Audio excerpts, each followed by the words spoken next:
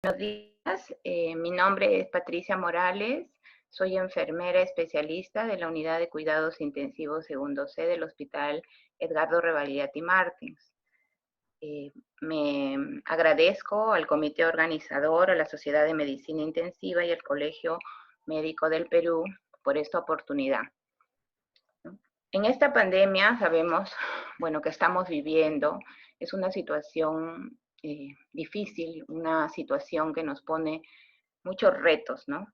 Y ha ocasionado muchos cambios en nuestra vida personal, en nuestra vida de nuestra familia, de nuestros amigos, y también como enfermeras, ha ocasionado cambios en la forma de brindar nuestro cuidado. No en nuestro cuidado, porque nosotros tenemos que realizar nuestro cuidado en forma óptima, sino en la forma de realizarlo. Sin embargo, no ha cambiado el hecho, y nunca cambiará, de que el paciente es una persona, es la persona que cuidamos.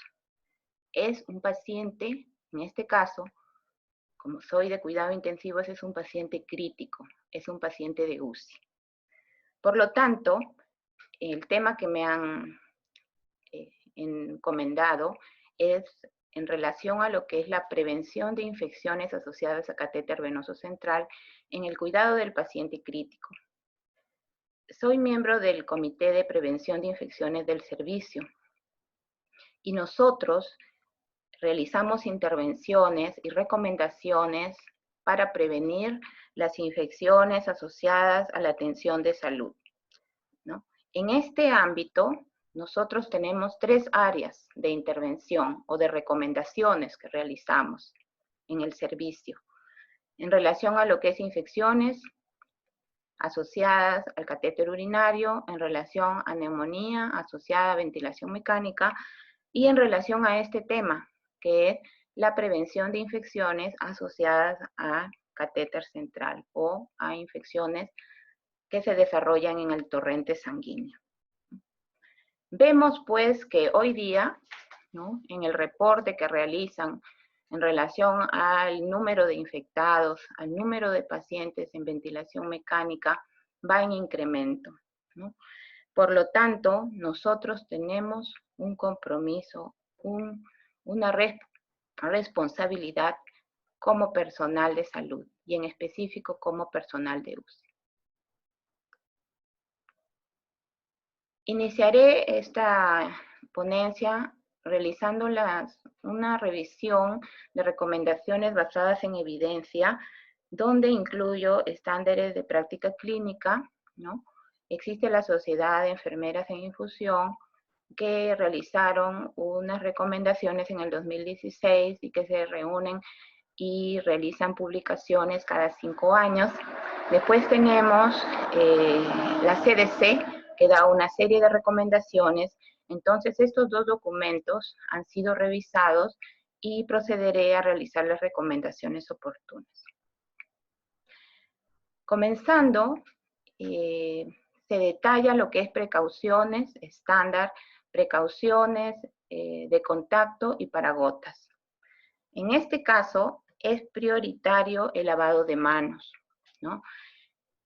Con una evidencia grado 2, el uso de alcohol gel grado 3, ¿no? He tenido la oportunidad de cuidar a pacientes con COVID que están en área de aislamiento. Entonces, pacientes que requieren el uso de catéter venoso central, pacientes que están bajo pseudoanalgesia y relajación, ¿no?, que están en un ambiente individualizado. Por lo tanto, nosotros pasamos al segundo punto fundamental, que es el uso de equipos de protección personal. Y en este caso, relacionado específicamente con el COVID y aparte con el manejo de lo que es el catéter central, ¿no?, y manejo de fluidos, es importante, es fundamental la protección ocular, que definitivamente en estos pacientes es óptima, ¿no? Después es importante, es fundamental en el manejo del catéter central la técnica séptica. Nosotros ingresamos con un equipo de protección personal que tiene guante primario, guante secundario, e ingresando a la unidad del paciente nosotros nos colocamos un tercer guante, ¿no? Y luego hacemos uso de este tercer guante y lo cambiamos de acuerdo al procedimiento que realizamos. Por lo tanto, la técnica séptica, ¿no? El manejo de los catéteres centrales es con guantes estériles, ¿cierto? Entonces, la técnica séptica en el área de lo que es inserción, ¿no? La parte médica, la parte de reemplazo que nosotros realizamos, participamos en la colocación y en el reemplazo del catéter, y después también básicamente en la curación del catéter, ¿no? Y en el mantenimiento de los catéteres, ¿no? Los cuidados relacionados con el área de fijación del catéter, con la toma de muestras tal vez a través del catéter, con los sistemas de administración y accesos invasivos en el catéter, ¿no? Después, otro aspecto muy importante es relacionado a la disposición de residuos sólidos. Tenemos de que hay que incluir los sets de administración, los sistemas de acceso venoso. Todo esto tiene que ser eliminado en las bolsas de residuos, bolsa roja, que en este tipo de pacientes se utiliza, como sabemos, doble bolsa roja, ¿no? Para los residuos sólidos, ¿no? En relación a los frascos, hay recipientes, hay parafrascos de vidrio y también material biomédico en las bolsas de residuos sólidos, ¿no? Y también tenemos que tener cuidado con los punzocortantes. En relación a lo que es la elección del catéter, la evidencia o las recomendaciones están dadas para el menor número de lúmenes posibles. ¿Por qué realizan esto? Porque para evitar que haya, para disminuir los riesgos de infección, ¿no? Con menos número de lúmenes van a haber menos riesgos de infección.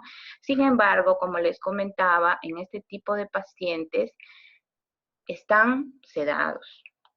Están, bueno, en nuestro caso, con pseudoanalgesia, están con relajante, y los pacientes, si tienen falla cardíaca, ¿no? O por un shock que se encuentran, requieren noradrenalina, ¿no? Entonces, aparte de los fluidos que inicialmente se le administra, requieren por lo menos 3 lúmenes, ¿no? Este catéter, ¿no? Pero bueno, esto es una recomendación general. Luego, el retiro lo más pronto posible. Bueno, estas son recomendaciones de la sociedad.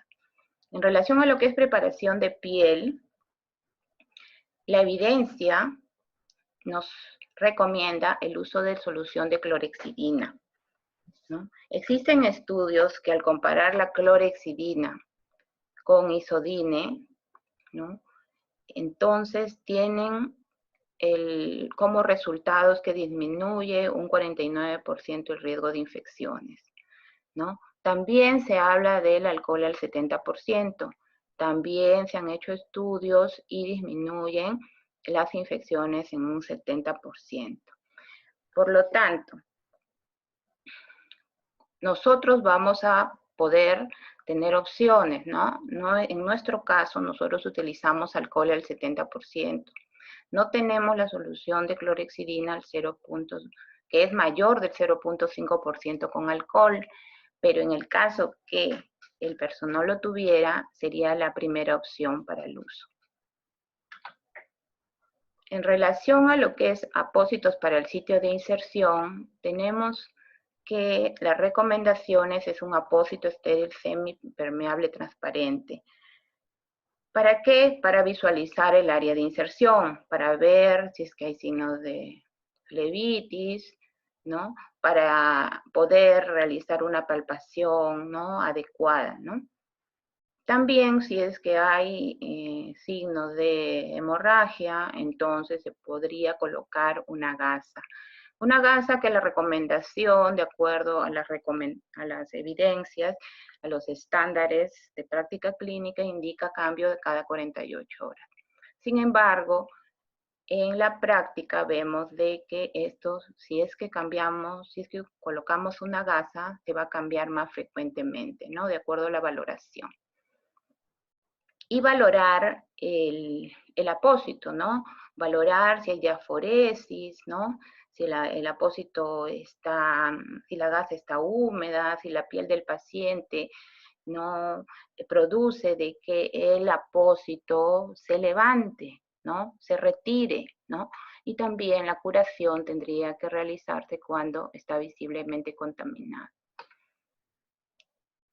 Otro de los aspectos es que hay que proteger los lúmenes del catéter. Con el apósito transparente, semipermeable, se protege al catéter, ¿no? El sitio de inserción del catéter. Pero los lúmenes, ¿no? Luego, los conectores que van directamente a los lúmenes del catéter, entonces tenemos que protegerlo con unas cubiertas impermeables. En este caso nosotros utilizamos campos, ¿no? Campos estériles, ¿no? Entonces, no humedecer los lúmenes del catéter o el sitio de inserción del catéter. También existe una recomendación de apósitos impregnados de clorhexidina. Sin embargo, aquí se hace la observación que cuando, a pesar de que se realicen las medidas de precaución estándar, los cambios, los cuidados con el catéter, y no se logra disminuir infecciones de torrente sanguíneo, se utiliza. Sin embargo, como hemos visto, el uso de la clorhexidina disminuye las infecciones en más del 40-50%, ¿no? Comparados con otros antisépticos, ¿no? Sería considerarlo de acuerdo a cada institución. En relación al cambio de los sets de administración endovenosa, ¿no? Existen normas de cambio en relación al tiempo. Los sets de administración continua primarios y dispositivos endovenosos se cambian cada 96 horas, ¿no? Anteriormente la norma indicaba cada 72 horas, pero ahora se cambian tanto los sets de administración continua primario, tanto los dispositivos para acceder al lumen del catéter, esto significa las llaves de doble vía, los conectores clave se cambian cada 96 horas. Los sets de administración secundaria, que dependen del ser primario, se cambian cada 24 horas. Y los sets de administración intermitente cada 24 horas también, ¿no? Son importantes, ¿no? Los cambios en los tiempos indicados para evitar sobreinfecciones. En relación a los sets utilizados para emulsiones, aminoácidos, glucosa, ¿no? Esto es las NPTs, ¿no? Se cambian cada 24 horas. Los sets utilizados para administrar infusiones de Propofol, la norma o la recomendación es cada 6 a 12 horas. ¿Por qué? Porque el Propofol es un lípido, tiene compuestos oleosos, entonces se va a dosar a las paredes del sistema de infusión. Los sets y filtros de administración de transfusiones sanguíneas o plasma indica la referencia que se deben cambiar cada 4 horas. Sin embargo, cuando nosotros administramos plaquetas, crioprecipitados en general, lo debemos administrar lo más pronto posible, ¿no? Y cuando administramos paquete globular o plasma fresco, lo debemos administrar en un promedio de 2 horas máximo, ¿no? Dependiendo también, ¿no? Si es que tiene falla renal, que lo administran, ¿no? Intradiálisis, ¿no? Tenemos que tener estas consideraciones, ¿no? Por otra parte, la recomendación, ¿no? En grado 1, 2 está el uso de sistemas intravasculares sin aguja sobre el uso de llaves de doble vía.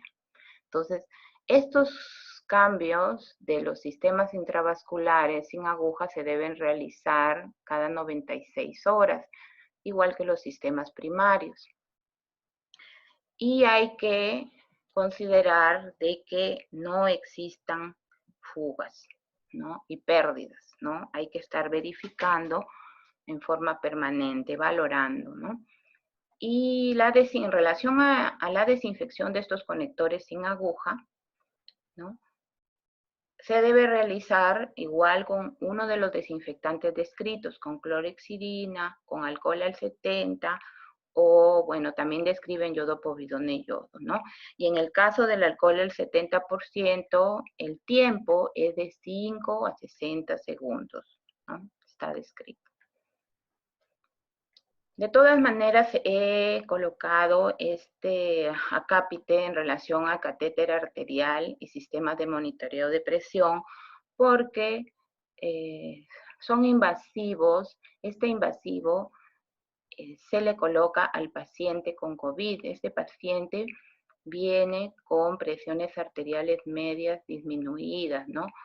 Puede ser por su estado mismo, por la pseudoanalgesia, relajación que se realiza, por hipovolemia, por la parte cardíaca. Entonces requiere un monitoreo continuo de presión invasivo.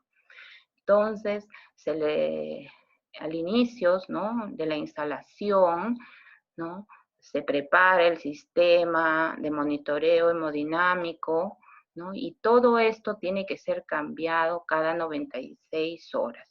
Al inicio se debe colocar las fechas. Nosotros cambiamos, o se deben cambiar los sistemas y las soluciones, y todo tiene que tener señalizada la fecha, ¿no? Y algunos tienen que tener señalizada la hora, por ejemplo, el propofol, ¿no? Después, en relación a lo que es el catéter arterial periférico, tenemos que tener muchas precauciones en relación al manejo estéril de todos los componentes del sistema de monitoreo de presión y asegurarlos también, las partes de este sistema de monitoreo de presión. Otro aspecto importante es que este sistema de monitoreo de presión arterial invasivo es solo para toma de muestras y monitoreo de presión arterial. No se deben administrar soluciones de dextrosa o no se debe administrar ninguna otra solución a través del circuito de monitoreo de presión. Es importante en relación al manejo del catéter venoso central valorar complicaciones, ¿no? Definitivamente la flebitis tiene mucha relación con lo que es infecciones, la infiltración, la extravasación, ¿no? Hay que valorar la oclusión de los lúmenes, ¿no? La ruptura de los catéteres, riesgo de trombosis. Estos pacientes con COVID, ¿no?, con este diagnóstico, tienen falla cardíaca. En algún momento tienen que administrarse antiagregantes, ¿no? Reciben enoxaparina, reciben copidrogel, ¿no? Y también otra de las complicaciones es la posición no adecuada, bueno, que ya se valora, ¿no?, con la radiografía de tórax. En relación al paciente con COVID, entonces, ¿no?, tenemos que las recomendaciones realizadas anteriormente, que son cuidados generales. Sin embargo, existen algunos aspectos específicos a tener en cuenta en el cuidado del paciente con COVID, ¿no? Precauciones estándar, ¿no? Precauciones de contacto, ¿no?, como ya lo han descrito en una anterior exposición, y para gotas, ¿no? Nosotros ingresamos al ambiente de aislamiento con todo el equipo de protección y aparte con la escafandra, ¿no?, para protección de la cara específicamente, ¿no? Como comentaron, ¿no?, es fundamental, ¿no?, la protección de ojos, ¿no?, y de cara, de nariz, ¿no? Entonces, el otro aspecto importante es la preparación. Los ambientes están aislados. Bueno, en el Hospital Rebagliati, ¿no?, tenemos ambientes aislados, tenemos 2 áreas. Entonces, nosotros tenemos que prepararnos, ¿no? para el manejo del mantenimiento del catéter venoso central. ¿Qué significa esta preparación? Tenemos que preparar los materiales biomédicos que vamos a ingresar, si son equipos de venoclisis, si son sistemas de infusión, si son los medicamentos mismos, son las infusiones que vamos a cambiar de noradrenalina, de midazolam, de fentanilo, de bercuronio. Tenemos que rotular todos los materiales porque tenemos que llevar una contabilización de las fechas, ¿no? Para poder nuevamente volverlos a cambiar, para prevenir infecciones, ¿no? O también podemos llevar rótulos para verificar que todo tenga el registro correspondiente. También tenemos que verificar, ¿no? El tiempo de finalización de las infusiones, programar en forma adecuada las bombas infusoras que administran los medicamentos, ¿no? Porque todo tiene que estar perfectamente establecido, ¿no? Y nosotros debemos saber en qué momento ya va a concluir la infusión para tener lista la otra infusión preparada, ¿no? Después, ¿qué más tenemos que prepararnos? La fecha de los sistemas de administración endovenosa, ¿no? Como ya sabemos, como ya se ha descrito, por ejemplo, ¿no? Los sistemas primarios los cambiamos cada 96 horas, los sistemas secundarios cada 24 horas. Por lo tanto, ya debemos nosotros estar preparados antes de ingresar a este ambiente de aislamiento con todos los fármacos, los sistemas que vamos a utilizar en el día. En relación a lo que es la preparación, también se incluye la preparación de kits, ¿no? Para colocación de catéter venoso central, nosotros vamos a asistir, ¿no? Entonces es oportuno la preparación y utilización de kits para cambio de catéter venoso central. Y también en lo que es la utilización de soluciones, no en frascos de vidrio, sino en pequeños envases descartables, ¿no?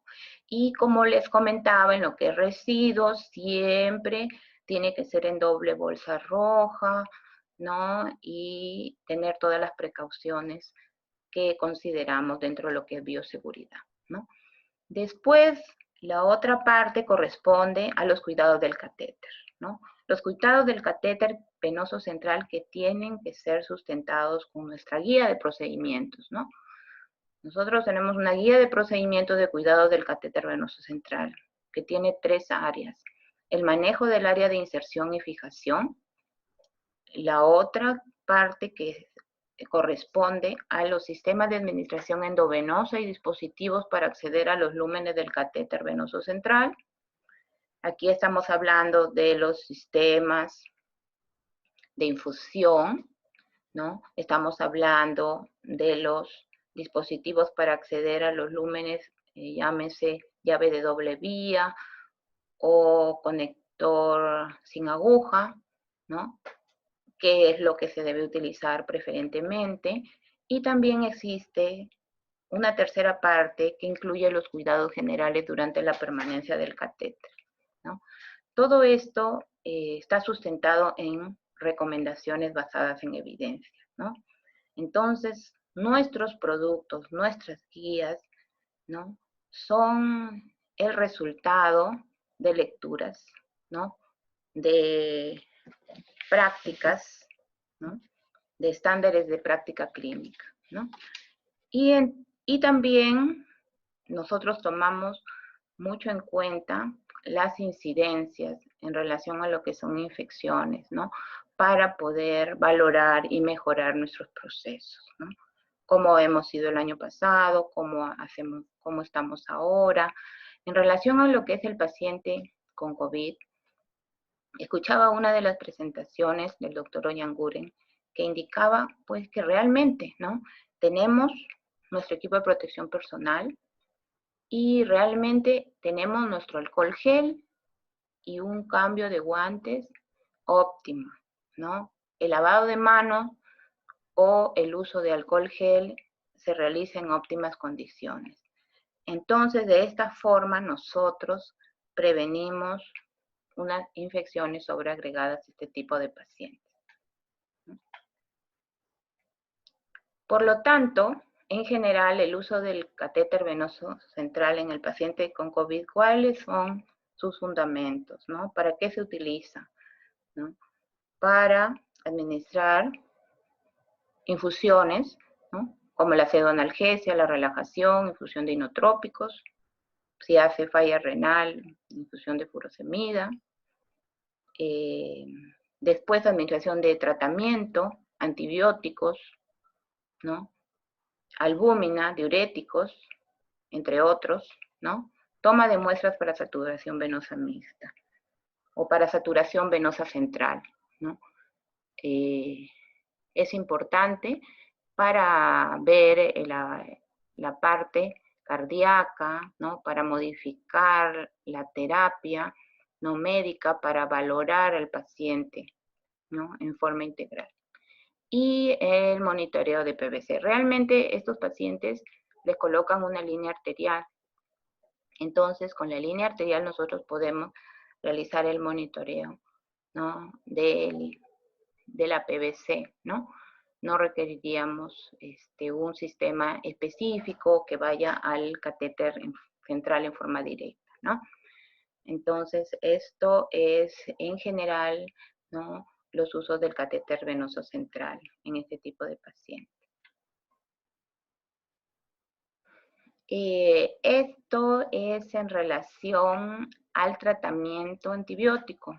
Nosotros administramos el tratamiento. Escuché, y por eso lo coloqué en esta diapositiva, que el doctor mostró que la ceftriaxona debe ser administrada en 30 minutos. Y por otra parte, en otra de sus diapositivas indicó que el meropenem igual. Estas son recomendaciones a tener en cuenta en estos tipos de pacientes. ¿Por qué? Porque indicó que el compromiso era intersticial y que requería una dosis que llegue el antibiótico, ¿no? En forma adecuada y en la dosis indicada, ¿no? Aquí tenemos el flujograma de la guía de procedimientos, cuidados del catéter venoso central, ¿no? Donde, como les explicaba, habían tres partes: el manejo del área de fijación y de inserción del catéter venoso central, donde se describe la curación del catéter venoso central, ¿no? En este caso, nosotros utilizamos alcohol al 70, ¿no? La recomendación es clorhexidina, alcohol al 70, como lo hemos visto, ¿no? Y la fijación, ¿no? Es importante en estos pacientes, es fundamental que permanezcan con su catéter venoso central. Son muchas las infusiones, son varias las infusiones que se administran frecuentemente, entonces tenemos que realizar una adecuada fijación del catéter. Y lo otro es la colocación de una protección del catéter, ¿no? El campo o una cubierta impermeable estéril, ¿no? La segunda parte, como les explicaba, es la utilización de los sistemas de administración endovenoso de acuerdo al tiempo que según las evidencias se recomiendan hasta el momento, ¿no? Y al final tenemos los cuidados generales durante la permanencia del catéter, ¿no? Valorar la zona de inserción del catéter a través del apósito transparente, manejo del catéter venoso central con guantes, ¿no? Mantener la asepsia, ¿no? Mantener también la cubierta estéril impermeable, ¿no? Para protección del catéter. El transporte y la preparación de medicinas, aquí indica en una cubeta estéril, ¿no? Es importante considerar el medio en que vamos a transportar, vamos a ingresar los medicamentos estériles a estas áreas de aislamiento, ¿no? Que todo en general, como tiene un aislamiento de contacto, aislamiento de gota, debería ser descartable, Después se realiza una técnica del aspirado de sangre para toma de muestras a través del catéter venoso central, que se manejaría de acuerdo a los criterios como una línea arterial para toma de muestras, y en relación a lo que es la segregación de los residuos sólidos.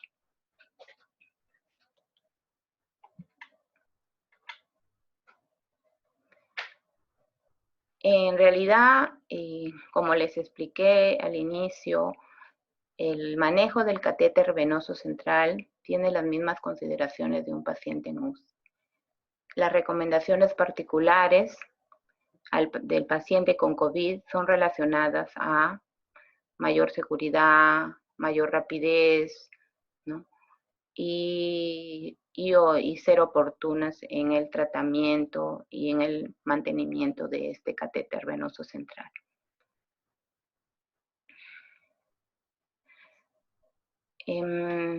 Para finalizar, quería mostrarles esta imagen. Es una enfermera, la enfermera Irena Sadler, quien en el año de 1942, su presencia salvó a más de 2.500 niños judíos. De verdad que me encanta esta imagen, me encantan sus reflexiones. Y esta reflexión es muy importante, dice, si ves a alguien que se está ahogando, debes tratar de salvarlo aun cuando no sepas nadar.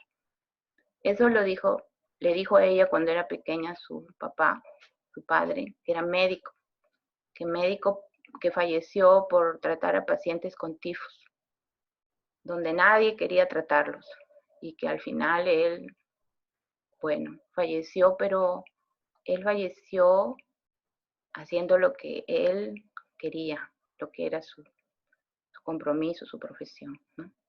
Dice, si ves a alguien que se está ahogando, debes tratar de salvarlo aun cuando no sepas nadar. Creo que para eso estamos aquí, para saber nadar, para capacitarnos, para poder enfrentar esta situación, ¿no?